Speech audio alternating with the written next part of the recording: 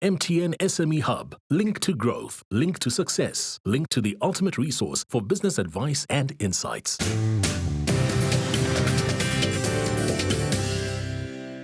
Welcome back to the Big Small Business Show. And in studio with us today, we've got Karla Muller. She's the founder and CEO of Selective Fans. And the question really is about scale and how to scale. And part of the questioning is, do I scale through just more fans, or do I bring in other products and start to think about expanding in that way? For me, you saw I started off this whole conversation is your relationship with scale and your relationship with employing people. And so the question, my big question for you is, do you really want to scale? That's why I even asked you, why do you want to scale? Do you really want to scale? Because scale comes with the employees, and employees means management, and management means conflict, and conflict means it doesn't feel so good. And when you do that with 2, 3, 5 people, it always is an issue with business that are scaling. And generally, as a founder, we're not used to that. We love fans, and we love doing these things, and we don't like that part of the business. So the big question for you, really, that you have to answer by yourself is whether you want that or you don't want that. But the two, I don't believe, can live without each other. You can't scale and not employ. I don't think so. You could outsource a lot of the stuff, but eventually at some point you're going to have to employ. So that's the first place I'd go to. If I were to scale the business, I think you're missing a massive opportunity in the developers, in the architects. I think they bring two things that are important for you. The first is they bring volume, because the person is saying, I want 2 fans or 1 fan. It's great, but the person is saying, well, we're building a hotel, I want a fan in every room. That brings the volume, and that obviously brings the scale. So for me, if I were scaling this business, I'd definitely go work on the developers, and I'd go work on architects and other people who influence what's going to go into a property that's being developed. I might also work on the interior decorators. I might work into that market, and there are hundreds and hundreds of these individuals. So that would be the market that I would attack. The second reason why I'd go after that market is because of a more important thing, which is annuity, which means that if you speak about this great service, if you've been working with a developer and you've provided that service, and you are already a vendor and you are supplying them, then the next development, they pick up the phone to you, and there's more and more of that coming through.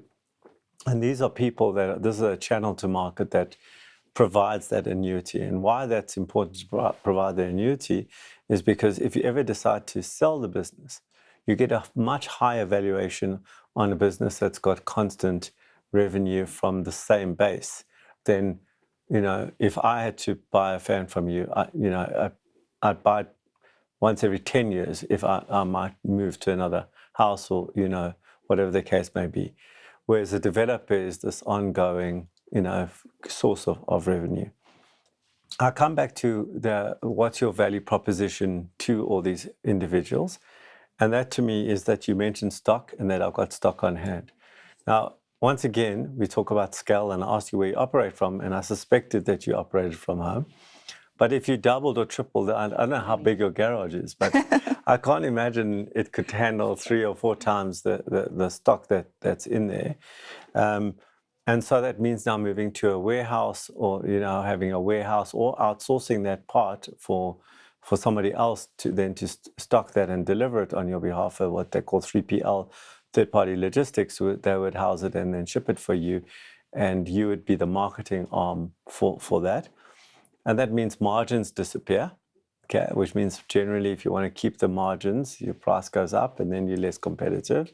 And so as you scale, you become actually, in a weird way, you become less competitive, because very often the economies of scale that you think you might get for ordering more volume don't take into consideration now the warehousing, the insurance, and all those other things that come with scale. The second thing is your price point. We didn't speak too much about pricing, But if you are at a premium to the market, let's say the public, that's fine.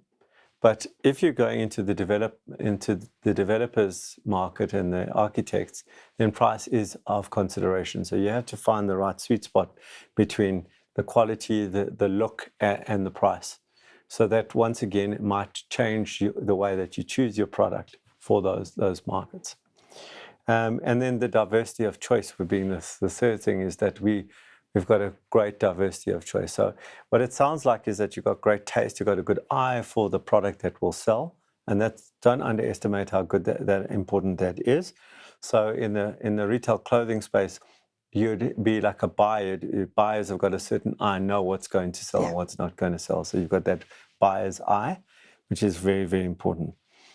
So now the next thing is to get the business to not rely on Karla and not depend on you calling. So that has to be about the brand. So in your Instagram, you talk about the content. You've got an opportunity around the word selective there, that talking about how you select and what goes into your selection process and how you choose what fans are coming in, and even goes far, in my opinion, goes far as talking about fashion in the next season, where fans are moving to. You touched on that.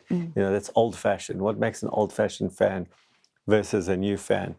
Is it just the electronics in it, or is it the actual shape, or there's a new trend coming in that it's going far more modern, or it's going far more, like natural, or whatever the case may be?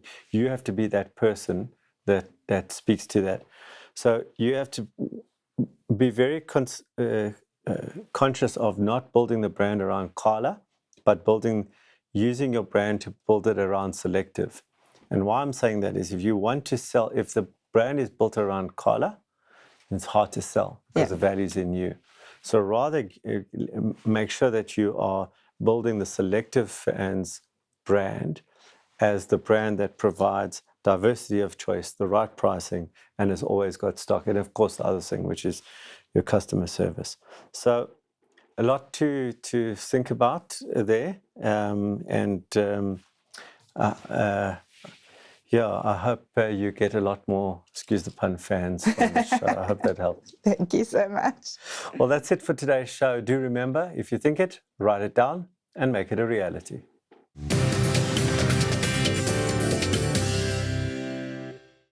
The Big Small Business Show, proudly sponsored by MTN Business.